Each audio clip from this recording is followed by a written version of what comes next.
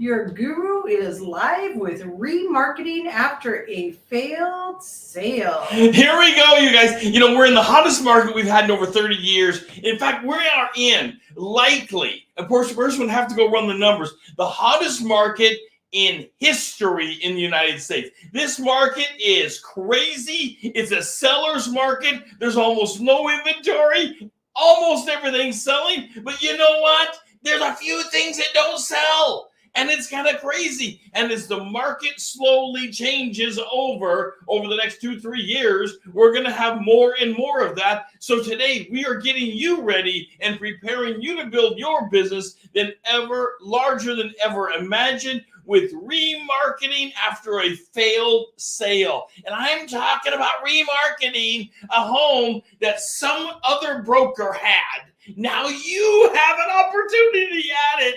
How do you jump in and become the hero of remarketing their home after a failed sale? And emotions are running crazy. We're taking it apart right after this. So, Rod, what does it mean? 7 minutes to a new career. Well, in 7 minutes, we can have a cup of coffee, we can talk career goals, and how we're going to help you make the biggest career move in your life.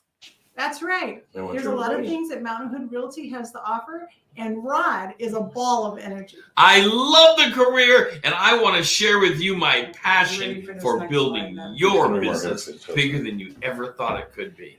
Come spend 7 minutes with us. Shut up. Okay, the guru is back as we were having some technical issues with our commercial.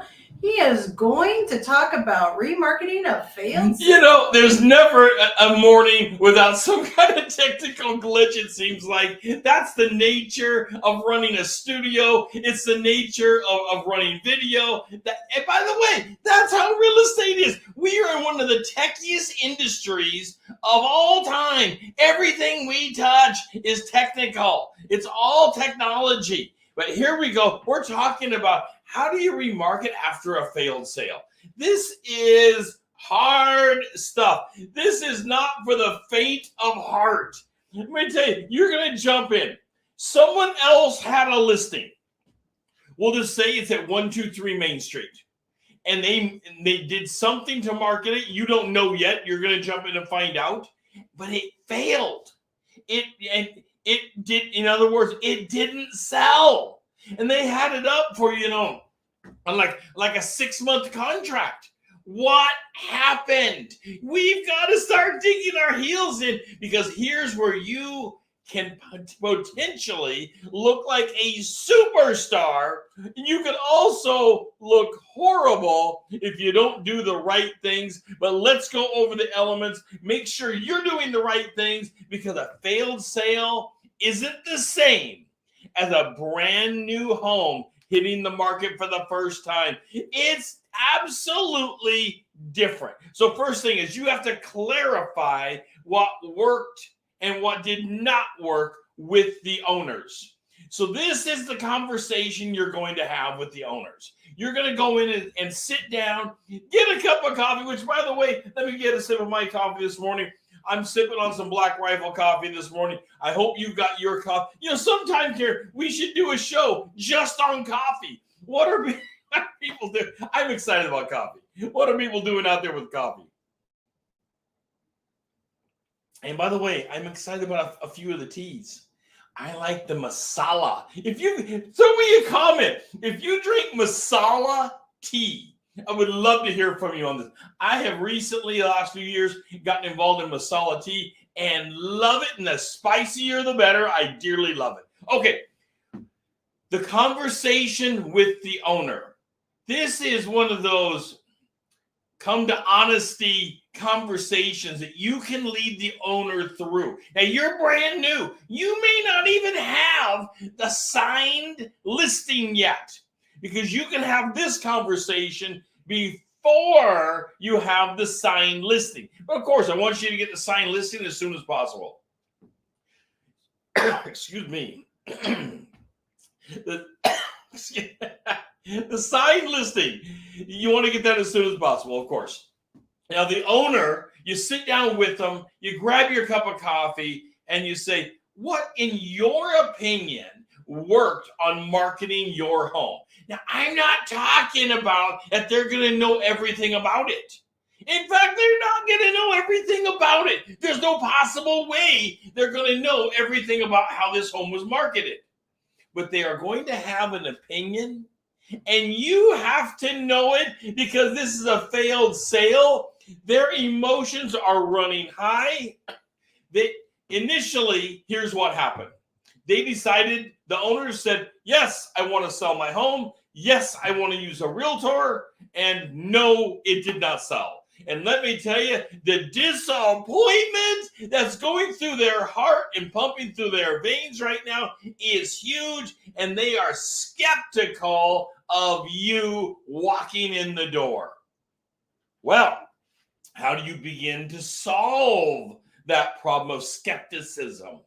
You can only solve it by sitting down and having an open conversation where you are going to tell them you are going to start the research, and the research starts with them, because you have to know what they believe worked and didn't work. And they may be accurate and they may not be accurate, but you have to know the feelings of the owner before you get caught in the maze of unbelievable misunderstanding on remarketing a home. Okay. Next, you have to do a historic marketing search. Go to your MLS. Go to Zillow. Go to Realtor.com. Go to all the stuff on the web. You need to do a historic search. You might even want to call the last agent and say, you're remarketing this. Can you have just 2 minutes? A lot of people will have a very nice conversation about the problems that they had, because you want to be armed mentally. You want to have the research and know where you're going with this. So a lot of people will come out and say, oh, it's always price. And we're going to get to that. It's not always price. It's not.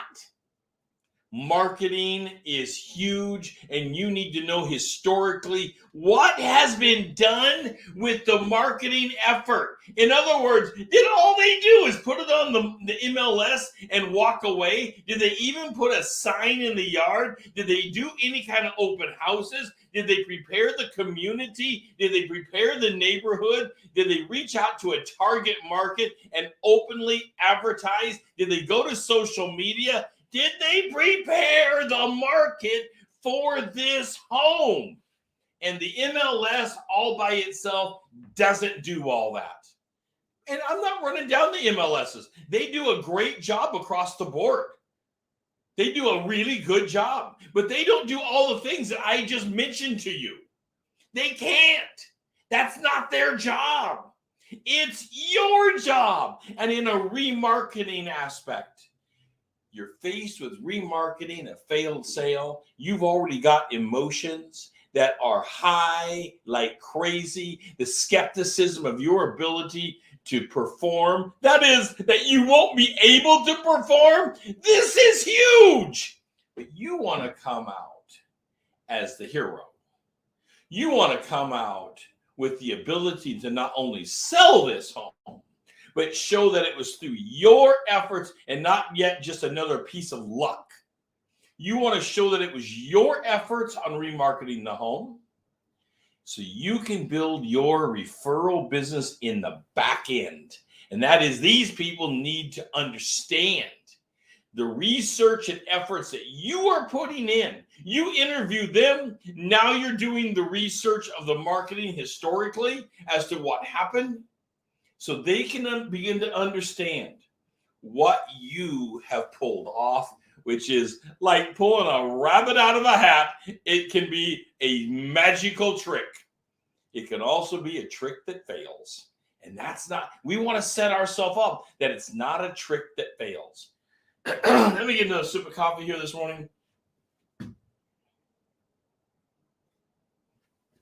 All right, now we're going to get to some hard work. You've had the interview. You've done some historical web researching. You've looked around. Now you've got to go build the new CMA.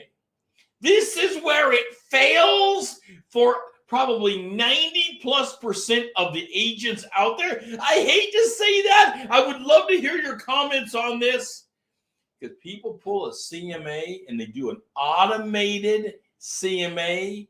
They don't even review it. They take what it says and say, here's the numbers. We're in a seller's market. This must be accurate. And that is not true. It simply isn't true. A CMA is only as good as the professional pulling the CMA together and doing the analysis of the individual properties that create the comparative market analysis. Let's go over the terms. Comparative market analysis. The first term says it all. It has to be comps. It has to be comparative. Are they actually, so when you pull that CMA up, is it actually comparative? Or did the system just automatically pull up a bunch of homes in the system that might be like it? Because the system is a dumb system. I hate to say that, but it is technology reaching out and pulling out. You are the brains to the operation. You are the brilliance to what's going on. You're building your business larger than ever imagined, and you're doing it because you are critically looking at all the comps one at a time. But in order to do that, there is a critical thing you have to start with. You have to know the target home. The target home is the one you're selling, by the way. Let me get another sip of coffee this morning. All right. So you have to know the target home, the one that you're selling. You have to know it intimately. You have to have a tour of it. You've already talked to the homeowners. You went through the home. You have to understand the assets of the home. Whether it's the roof or the foundation, the carpet, the remodel, the kitchen, the bedrooms, the bathrooms, you have to know the home extraordinarily well in order to pull together a great CMA. You have to know the target home extraordinarily well. And then one at a time. And remember, a perfect CMA in your guru's estimation would be 21 comps. 7 that have sold within 30 days in the neighborhood, 7 that are pending within 30 days in the neighborhood, and 7 that are still for sale within the neighborhood. In this current market, in a seller's market that is as crazy as we have, you're probably not going to come close to that. You're going to have to expand larger and do the analysis, because if you're going out to 60 days, maybe 6 months to get enough comps, you've got to look at the home 6 months ago and bring them up to speed with the current market today. It's only been 6 months, and you're saying, how could it change? It has. It has changed. 6 months ago is history. That is 6 months ago. And by the way, it may have been at not the greatest time of the year to sell a home. Right now, we're in spring. We are at the front end of the hottest time. 6 months ago wasn't the greatest time to sell them, even though I know we're in a seller's market. And how do you fail anything right now in a seller's market? Well, it does happen. So you have to dial in the CMA extraordinarily well, more than a first-time home on the market. Even though you should dial your CMAs in for every single home. Before I get comments out there, oh, you said you wouldn't have to dial those in as well. Well, that's not what I meant. On a remarketing effort, you have to double back and go over it again and again to make sure what has happened and what is missing and why are these the perfect comps making up this CMA. That is what you have to do. It's hard. It takes time. It's not the fun work that you and I like to go out and do. You and I like to go out and look at homes. We probably, you and I, we got in the industry because we love it. We love real estate. We love to go look at homes. We love just to cruise around, look at homes, go in them. It's fun. It's great. It's part of the wonders of the career. Doing paperwork, not so fun. However, this is going to save you time and time again. Taking time to go over the CMA in critical detail. You must do a critical review of the CMA. You must do a critical price review. All aspects. When you look at the home and they say it's a 3-bedroom home, I want you to take a strong look. Is it actually a 3-bedroom home? Or when Joe Public comes in and they look at the home, are they saying, well, it's actually 2 bedrooms and they have this extra little loft room that I wouldn't call a bed. Now that's different. That changed, even though maybe technically, because it has a door, a window, a closet, it has those aspects. Sometimes you look at something and you say, that's not really what the public are going to think of as a bedroom. That hurts the sale. So you've got to find the reasons this sale failed. If you can't lay your hands in this seller's market that is so crazy hot and the home was up for a reasonable amount of time, if you can't lay your hands on the reasons that it failed, you need to keep looking. There is a reason it didn't sell. I'm not pulling anything off of my list yet. Nothing comes off the list. Everything is on the list. All assets of the home, including price of the home. Everything stays on the list until I identify the one or several reasons that this home did not have a sale. That's what's going to change the everything. So when you begin to remarket the home, you're taking a strong look and you have restructured the whole plan. You have restructured the write-up of the home. You have to take a look at the write-up. You're not going to go and steal language, of course not. But you got to take a strong look at how it was marketed. People like used to say, "Oh, I'm just going to put you back up for sale again, and you'll be okay." No, not on a failed sale. Take a strong look onto how it was written. Are the correct assets of the home being emphasized in the write-up? And let's just be honest about it. And this is hard. Are some assets of the home being marketed that when they get there, they really aren't as strong of an asset as it would appear in the write-up? That's hard. That's hard analysis. We've all taken a look at pictures, and you want to do the same thing for pictures. You want to go through the pictures and do an analysis of the pics. Because when you do an analysis of the pics, the fisheye lens, everybody knows what I'm talking about, the fisheye lens, where it expands the room. It gives you that better view of the room. It also distorts reality. It distorts reality to the perspective of the buyer, because the buyer is looking for something that is magical and what they want. So they are looking through the lens of the fisheye different than you're looking through it from the other side. That is critical.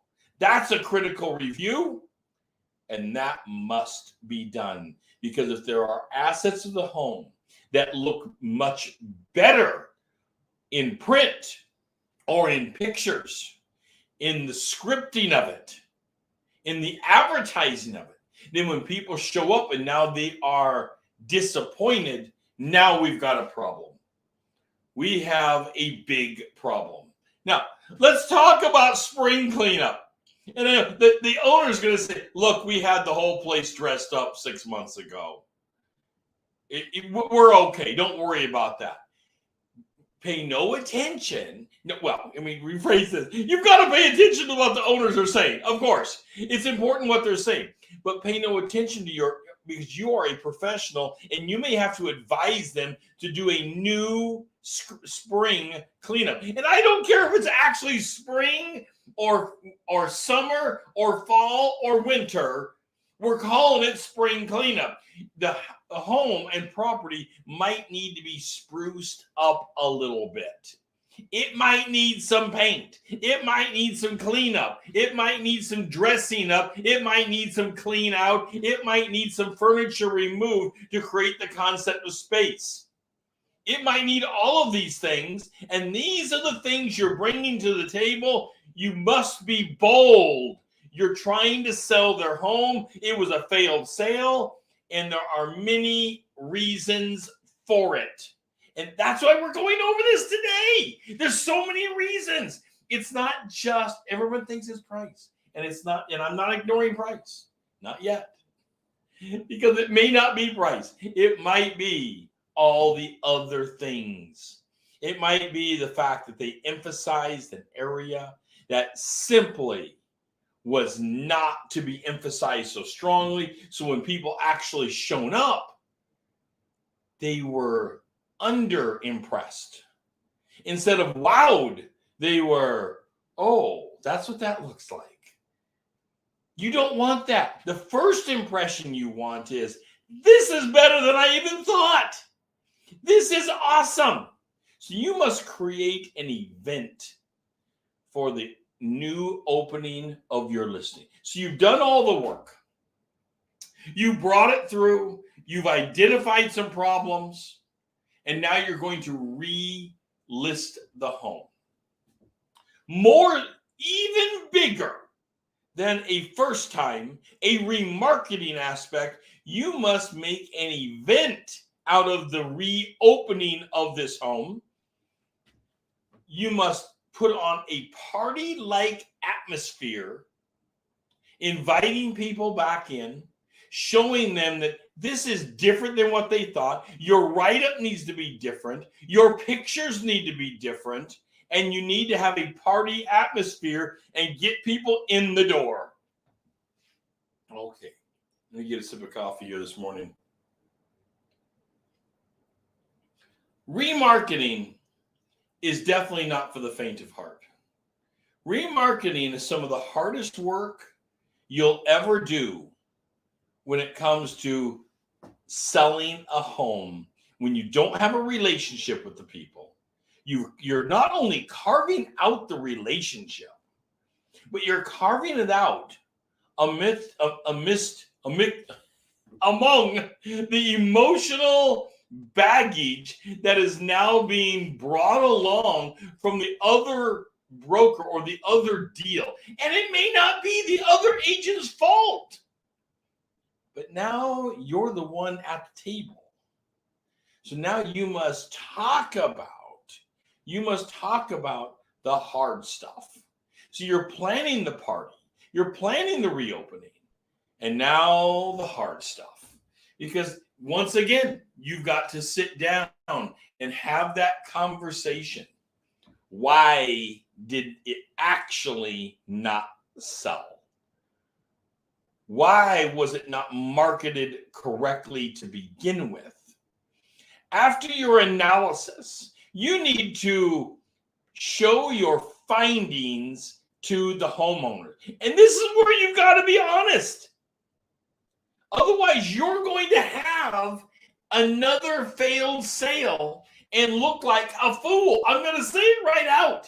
Those of you who have been in the industry with me for lots of years, you know. You can grab something out there that didn't sell, and you're the next agent to have a failed sale and look like a fool for it. You got all your expenses. Everyone thinks it costs you nothing to market a home. Yet, as professionals, you know, and I know, it costs a bunch of money to go out there and market a home, and it even costs more to remarket a home because you're overcoming the obstacles, the marketing that was out there, because the web remembers everything. Okay, so difficult conditions. There can be absolutely difficult conditions on marketing a home that you did not want. Nobody wanted. Maybe the people can't leave the home anytime soon. Maybe they need to do a rent back, and maybe you need to start aligning that in advance so that you know what is going on. So the actual home issues must be on the table. And the actual home issues include the issues of the homeowner, of them being able to sell and leave. Do they have a price point that must be adhered to? So one of the hardest issues you're going to finally, before going live, you've done all your research, you've done everything. You've done your comps, your CMA, and now you're having that final conversation about final adjustment of little things. But one of the little things, not so little, and that's price, price, price. Maybe, just maybe, it was literally price. I don't want it to be price. I find at least half the time, I'd like to hear from you in the comments, at least half the time, it's not price. But the other half of the time, guess what it is? It's price. And that's where you have to have the conversation.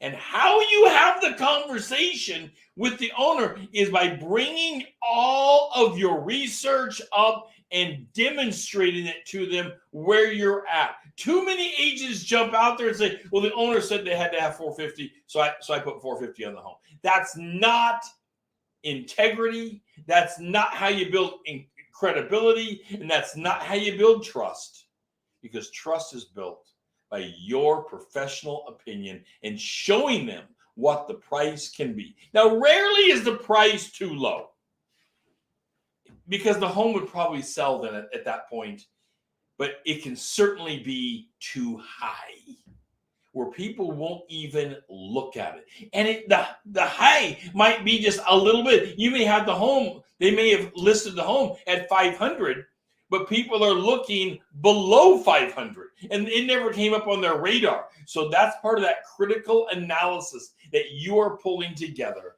to know this home. I would love it if you would hit the like button on this. If this is helping you build your business larger than ever imagined, hit the like button. If you want more content like this, hit the like button. Make my day and hit the like button. Also, follow us on social media. Subscribe to us in YouTube. Oh, it will open up the Guru members only events for you, and we will help you build your business larger than ever imagined before. This is Real Estate Daily. I'm your real estate guru, and I'll be talking to you tomorrow.